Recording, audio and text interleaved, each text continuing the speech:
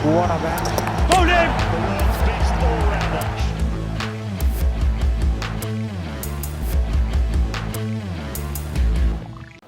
And welcome করছি রিয়াসাদ আজিম and আজম শোর এই মুহূর্তের এপিসোডে যে ডিসকাশনটা করতে চাই আপনারা সবাই জানেন যে Bangladesh national team has been declared 15 সদস্যের দলের সাথে ট্রাভেলিং রিজার্ভ হিসেবে দুজন যাচ্ছেন এবং 17 জন ক্রিকেটার আজকে রাত পহলেই কালকের দিন আসবে এবং সবাই ইউএসের উদ্দেশ্যে যাত্রা করবেন। দল নিয়ে অনেক আলোচনা রয়েছে, ডিসকাশনস রয়েছে। সবচেয়ে বড় আলোচনার জায়গা যেটা তৈরি হয়েছে সেটা হচ্ছে সাইফুদ্দিন ভার্সেস সাকিব, মানে ছোট সাকিব, আমাদের বড় সাকিব না। সাইফুদ্দিন 8 উইকেট পাওয়ার পরেও বিপিএল এ প্রপার পারফরমেন্স করার পরেও শেষ পর্যন্ত ওয়ার্ল্ড কাপের টিমে জায়গা করে নিতে পারেননি। আর সাকিব খেলেছেন মাত্র 2 ম্যাচ, অনেকটা খরচে ছিলেন। এন্ড অফ দ্য ডে সাইফুদ্দিনের জায়গাটা তিনি নিয়ে নিয়েছেন। আতিফ আজম, আসলে এই ঘটনা কেন ঘটলো? মানে শুধুমাত্র কি ইয়র্কার করতে পারা না পারার অ্যাবিলিটি, নাকি অন্য কোনো কম্পোনেন্ট এখানটায় আসলে প্রভাবক হিসেবে কাজ করেছে? না, ইয়র্কার ব্যাপারটা হচ্ছে কি, সবচেয়ে প্রথম কথা হচ্ছে সাইফুদ্দিন তো আসলে এই পুরো সিরিজে ইয়র্কার মেরেছেন মাত্র 6টা, জি, বল করেছেন 96টা, জি। 6টা যখন ইয়র্কার মেরেছেন, এইটা নিয়ে তো টিম ম্যানেজমেন্টের মধ্যে একটা আলোচনা ছিল। তার সাথে বড় কথা হলো টিম ম্যানেজমেন্টের, মানে আমি যা কথা বলে যতটুকু বুঝতে পেরেছি, টিম ম্যানেজমেন্টের ধারণা যে সাইফুদ্দিনের চেয়ে তানজিম সাকিব এর aggression is much higher. Okay, ওই অ্যাগ্রেশনটা তাকে that given the edge over Saifuddin. আর দ্বিতীয় কথা হলো যে মানে হাতু সাইফুদ্দিনের চেয়ে তানজিম সাকিবকে বেশি প্রেফার করেছেন বলে, মানে চান্ডিকা হাতুরু সিং এর শেষ পর্যন্ত একটা মতামত এখানে গুরুত্ব পেয়েছে, তাই আপনি বলতে চাচ্ছেন? হ্যাঁ, চান্দিকা হাতুরু সিংয়ের মানে বিবেচনায় আপনার অ্যাগ্রেশনটা কার কাছে বেশি প্রয়োজন? ওকে, চান্দিকা হাতুরু সিংয়ের শান্ত এদের কাছে তো অ্যাগ্রেশনটা বেশি প্রয়োজন। সাইফুদ্দিনের লাস্ট ম্যাচের যে মানে সবচেয়ে বড় কথা, লাস্ট ম্যাচে সাইফুদ্দিনের যে পারফরমেন্স, সেই পারফরমেন্সটা আসলে শুধুমাত্র টিম ম্যানেজমেন্ট কিংবা সিলেকশন প্যানেল নয়, মানে কোচ সিলেকশন প্যানেল নয়, পুরো বাংলাদেশ ক্রিকেট বোর্ডের সব হাই আপ ওই দিন মাঠে ছিলেন। তাদের কাছে ওই পারফরমেন্সটা কখনোই জিম্বাবুয়ের মতো একটা টিমের সাথে সাইফুদ্দিনের এই পারফরমেন্সটা কখনোই তারা মেনে নিতে পারবে। মানে এই জায়গাটা একটা প্রশ্ন আতিফ ভাই, সেটা হচ্ছে যে আপনি নিজেও তো আসলে মানে বিকেএসপি স্টুডেন্ট ছিলেন। হ্যাঁ, ধরেন লাস্ট ম্যাচে সাইফুদ্দিন খারাপ করেছে, 96 বলের মধ্যে টোটাল এবারের যে সিরিজটা গেল সেখানটায় তিনি ইয়র্কার মেরেছেন হচ্ছে 6টা। এই যে কিন্তু মানে ইয়র্কার, মানে আপনি ইয়র্কার ব্যাপারটা বলি একটু। ইয়র্কার থেকে 6টা ইয়র্কার মারার মধ্যে সে রান দিয়েছেন কিন্তু মাত্র 3টা, ওই ইয়র্কার 6টা, হ্যাঁ, উইকেট পেয়েছেন 2টো। একদম। তার মানে কিন্তু আপনার ওটা হচ্ছে কি, ওটা হচ্ছে আপনার স্টক ডেলিভারি। আমি সেই জায়গায় যাচ্ছি যে আপনার কি, আপনার স্টক ডেলিভারি, আপনি রান দিয়েছেন কম, আপনি উইকেট পেয়েছেন 6টার মধ্যে 2টা, মানে খুব ভালো একটা রেশিওতে। এখন টিম ম্যানেজমেন্টের পরিকল্পনা যদি থাকে যে সাইফুদ্দিন, কথার কথা আমরা কিন্তু সেটা জানি না যে টিম ম্যানেজমেন্ট তাকে আসলে বলেছে তুমি ইয়র্কার মারবা কিনা, বলেছে তুমি বাউন্সার মারবা কিনা। সো এরকম যদি পরিকল্পনায় শেষ পর্যন্ত সাইফুদ্দিন তার রোলটাকে চেঞ্জ করেন, যে ইয়র্কার মেরে তিনি সফল হয়েছেন বিপিএলে, যে ইয়র্কার মেরে আপনার স্ট্যাটিস্টিক্স অনুযায়ী তিনি সফল হয়েছেন জিম্বাবুয়ের এগেইনস্টে, সেই ওয়েপনটাকে তিনি ব্যবহার করবেন না, মানে এতটা বোকা তো তিনি না নিশ্চয়ই। সো ম্যানেজমেন্টের পরিকল্পনা বাস্তবায়ন করতে গিয়ে নিজের পায়ে কোড়াল মারলেন না? না, আমার তা মনে হয় না, আমার তা মনে হয় না। বিকজ রিয়াজ ভাই, আপনি দীর্ঘদিন ধরে শান্তকে দেখেন, আমি দীর্ঘদিন আন্ডার-19 লাইফ থেকে শান্তকে দেখি।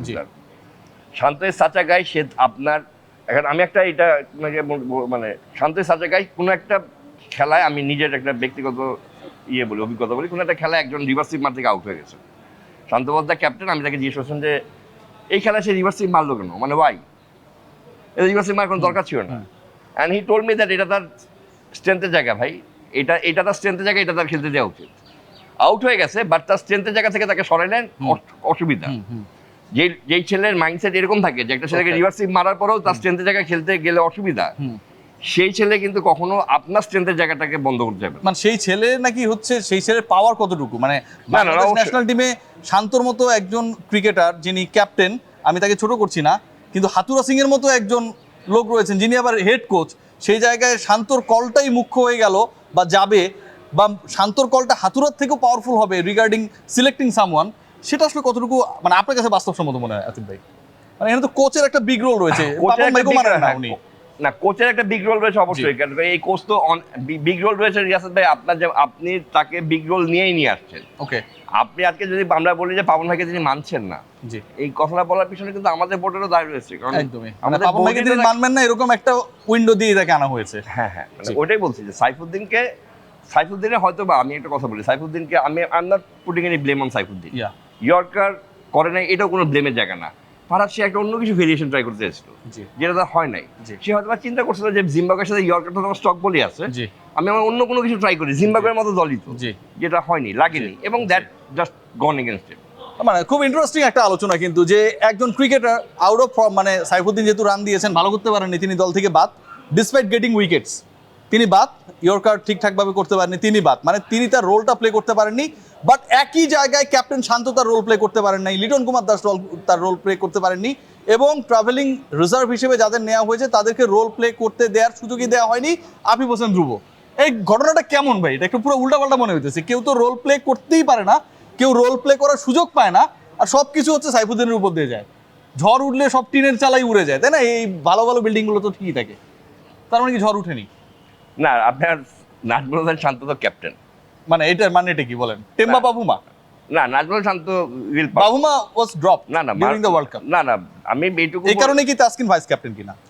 না, তাসকিন যে ওয়ার্ল্ড কাপে খেলবেন কিনা এটা তো আমরা কেউ জানি না। তাহলে আপনি ভাইস ক্যাপ্টেন যে বানিয়েছে তারা কিভাবে জানলেন? হ্যাঁ, না, মানে এটাও কিন্তু একটা প্রশ্ন, মানে আমি আপনার প্রশ্ন আসলে- করছি না, এটা কিন্তু একটা বড় প্রশ্ন। না, ভাইস ক্যাপ্টেন তাদের এটা আশার জায়গা থেকে তারা বানিয়েছে। মানে আসার জায়গায় ভরসা করে ভাইস ক্যাপ্টেন বানিয়ে হ্যাঁ, দিয়েছে। কারণ আজকে লিউভাই বলেছেন যদি তাসকিন না খেলতে পারেন তাহলে বিসিবি ভাইস ক্যাপ্টেন নিয়োগ করবে। এটা তো লিউভাইয়ের নিজের কল না, ভাইস ক্যাপ্টেন ডেফিনেটলি না, বিসিবি ঠিক করবে। ডেফিনেটলি না, এটা আমি বলছি যে এখন লিটন কুমার দাস তো যদি জাস্ট অ্যাজ ওপেনার হতেন জি তাহলে হয়তো ব্যাপারটা অন্যরকম হতো। জি, বিং আ উইকেট কিপার সে অ্যাজ আ চয়েস চলে আসছে। মানে উইকেট কিপার হিসেবে যদি কেউ চয়েসে আসে, বাংলাদেশের সেরা উইকেট কিপার কি আপনি বলেন? নূর হাসান সোহান। তাহলে উইকেট কিপার হিসেবে চয়েস, মানে ও ব্যাটিং পারে না বা রানের মধ্যে নাই, উইকেট কিপার হিসেবে আপনি কাউকে চুজ করতেছেন, তাহলে কেন লিটন কুমার দাস? না, মানে তারা বলছে যে যদি ব্যাটসম্যানও রাখি, থার্ড ওপেনারও থাকলো, একটা উইকেট কিপার রাখলো, রানই তো পায় না, এই উইকেট এই ওপেনার দিয়ে আমি কি কামটা করবো আপনি আমারে বুঝান। Yes ভাই, এটা রান পায় না, এটা তো রান তো শান্তও পাচ্ছে না। হ্যাঁ, আমি তো সেই প্রশ্নটাই করেছি হ্যাঁ আপনাকে। হ্যাঁ, রান তো সাকিবও পায় নাই। হ্যাঁ, সাইফুদ্দিনও ইয়র্কার করেনি, ঘটনা তো সেম। হ্যাঁ হ্যাঁ, তাহলে কেন এদের ক্ষেত্রে একরকম অন্যদের ক্ষেত্রে অন্যরকম? বলেন প্লিজ। হ্যাঁ, এখন কারণ হচ্ছে কি তাদের উপরে টিম ম্যানেজমেন্টের ভরসা আছে, তার রান পাবে। অদ্ভুত ব্যাপার, সাইফুদ্দিনের উপর ভরসাটা নাই কেন? এটা তো ভাই টিম ম্যানেজমেন্টের ব্যাপার, কিন্তু সাইফুদ্দিনের বিগত হিস্ট্রি যদি আপনি দেখেন তাহলে হয়তো বা ভরসার জায়গায় তিনি রাখেন না টিম ম্যানেজমেন্টকে, কিন্তু এই যে ভরসার জায়গায় রেখেছেন। আপনি তো 2019 সালে ওয়ার্ল্ড কাপ ছিলেন। লিটন কুমার দাস কোন জায়গা থেকে আপনাকে ভরসা দিতে পারে আপনি আমাকে বলেন। লিটন কুমার দাস এখন পর্যন্ত বাংলাদেশের বিগ ম্যাচ, আমি বলবো মেহেদী হাসান মিরাজ অনেকগুলো জিতাইছে, সাকিব আল হাসান অসংখ্য ম্যাচ জিতাইছে, তামিম ইকবাল জিতাইছে, মুশফিকুর রহিম জিতাইছে, মাহমুদুল্লাহ রিয়াদ এখনো আমরা মনে করতে পারি অসংখ্য বিগ ম্যাচ জিতেছে। এখনো আমাদের মনে পড়ে নিরাজ ট্রফি সেই পার্টিকুলার ম্যাচের কথা, না খালিদ মাহমুদ শুধু নাগিন ডান্স দিয়েছিল সেখানটা, আমার প্রিয় বড় ভাই। লিটন কুমার দাস কোথায় কি করেছে যে কারণে এত ভরসা? করে ফেললে তখন কি হবে? এটা তো আসলে একটা করে ফেললে কি নাজমুল শান্ত তার ক্যাপ্টেন্সি জায়গায় থাকবে? না, লিটন কুমার দাস বাংলাদেশের ক্যাপ্টেন হবেন না। তিনি হতে চান না নাকি হচ্ছে না না, তাকে আর নিবেনই না। নিবেই না। ক্রিকেট বোর্ড আর তাকে ক্যাপ্টেন্সি হিসেবে আপনি ভরসা করেন একজনকে তাকে ক্যাপ্টেন বানাবেন না না, কখনো? তাকে ক্যাপ্টেন হিসেবে আর বিবেচনা করেন না বাংলাদেশ ক্রিকেট বোর্ড। আচ্ছা, তিনি যদি আজকে 10,000 রানও করে ফেলেন বাংলাদেশ ক্রিকেট বোর্ড তাকে লিটনের উপরে ক্যাপ্টেন। ভরসা কতদিন থাকতে পারে? যেহেতু আপনি ভরসার ব্যাপারটা জানেন টিম ম্যানেজমেন্টের পক্ষ থেকে, নিশ্চয়ই আপনি অনেক কিছু জানেন আতিফ ভাই। এই ভরসাটার ডিউরেশনটা কত? সবকিছু একটা ডিউরেবিলিটি থাকে। হ্যাঁ, ভরসার এই জায়গায় যে বিল্ডিংটা বানাইছে এটা হয়তো ধরেন কিছুদিন পরে এটা আমাদের বাতেন ভাই ঠিক করবে যে এটা ভেঙে পড়তে পারে, তাই না? হ্যাঁ হ্যাঁ, তাই না? তো লিটনের উপর ভরসার ডিউরেশনটা কত? এখন ভরসার ডিউরেশন তো কমছে, ভরসার ডিউরেশন কমছে বলেই তো এখন 11 থেকে 15 গেছে। ভরসার ডিউরেশন তো কমা, আপনি তো একটা মানে উনি কি ওই যে 17 জনের মধ্যে যাওয়ার একটা ইয়ের মধ্যে ছিলেন না? মানে Chances- ভরসার ডিউরেশন না কমলে, ভরসার ডিউরেশন যদি আগের জায়গায় থাকতো জি। তাহলে তো তিনি বেস্ট ইলেভেনে খেলতেন। তিনি তো লাস্টের ম্যাচগুলো বেস্ট না না, ভরসা বেড়েছে আতিফ ভাই, সে আউট অফ টিমও হয়ে গিয়েছিল, তাকে দলের থেকে বাইরে করে দিয়েছিল, তারপর তো আবার টেনে আনলো। না না, আমি স্ট্যাট নিয়ে কথা বলতেছি, না, আমি practical স্ট্যাট নিয়ে example বলতেছি যে আপনি। ভরসার জায়গায় তো কমছে লিটন দাস। লিটন দাস যদি ভরসার জায়গায় যদি থাকতো তাহলে তো সে সবসময় বেস্ট ইলেভেনে খেলতো। তাকে তো এখন 15 জনের মেম্বারে গেছে, এরপর যদি ভরসার জায়গায় কমে হয়তো টিমে থাকবেন না। খুবই খুবই দারুণ একটা মানে ব্যাপার স্যাপার চলছে বাংলাদেশ টিম ম্যানেজমেন্টে। লিটন কুমার দাস রান্না করেও 15 জনের মধ্যে রয়েছেন, সাইফুদ্দিন উইকেট পেয়েও 17 জনের মধ্যে নেই। হ্যাঁ, এটা তো আসলে এখন এটা সাইফুদ্দিন আনফরচুনেট হতে পারে। আমি ফরচুনেট এই লোকটাকে টাচ করতে পেরেছি, ভাবি ছাড়া উনি কাউকে হাত ধরতে দেন না। I am the luckiest person. সবাই ভালো থাকবেন।